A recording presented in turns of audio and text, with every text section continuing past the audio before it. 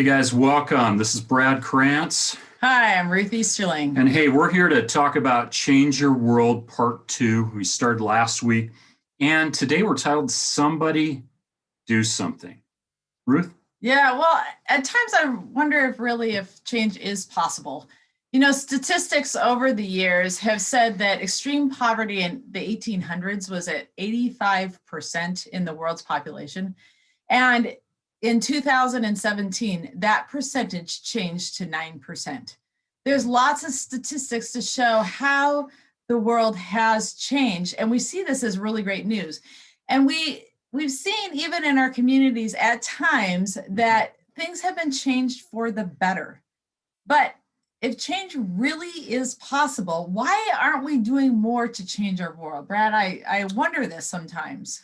Yeah, I think it really starts about for change to take place, someone has to do something, right? And I'll just share, I did my message on my Monday morning leadership talking about leaders, the responsibility of leaders, that leaders have responsibilities, more responsibilities than rights. But for change to take place, I've got to do something. Ruth's got to do something. Mm-hmm. But I think the reality is that most of us are waiting for somebody else. I'm waiting for Ruth. Ruth's waiting for me. So we're waiting for somebody else to do something about the problems we see. Brad, that sometimes I think my attitude makes a gigantic difference. And I think what I've done in the past is that I've waited for people, maybe in government, maybe the schools or the media, to step in with a change. But it's been hard for me because I think I continue to wait, and I don't think like the education system continuously is confusing, and I don't see anyone there leading anyone into the future. No, I think, we want to change, but we hope that the next guy, you, her, me, somebody else is going to do something and bring it about. Again, she talked about, we wait for government, guys. I think we're going to be waiting for a long time there. We wait for healthcare to do something. Mm-hmm. And we'll pass on this. We've got a hot spot here, but we believe education. We want to wait, believe education is going to way to create change. And we look to business. Okay, we look to business for change.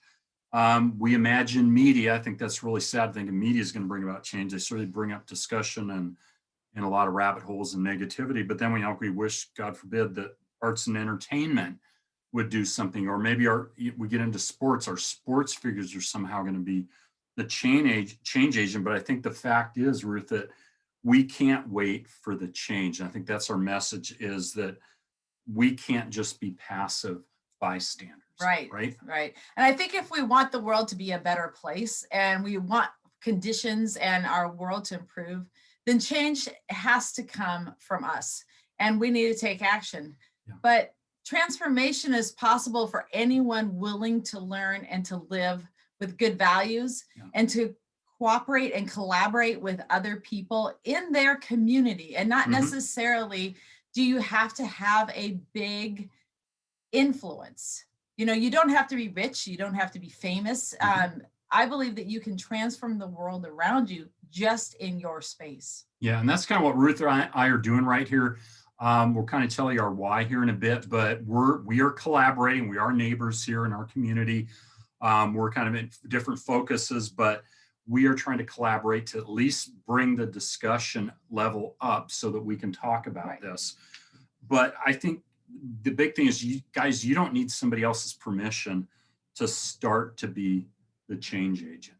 Okay, again, somebody has to do something. We have to stop pointing fingers or saying it's not my responsibility, that's not my right. But you need to give yourself permission. I need to give myself permission. Ruth needs to give herself permission, and that we can begin to transform ourselves and then the world. But I think for this to happen, and this is where I guess the good news and bad news is, that you and I need to change. Right.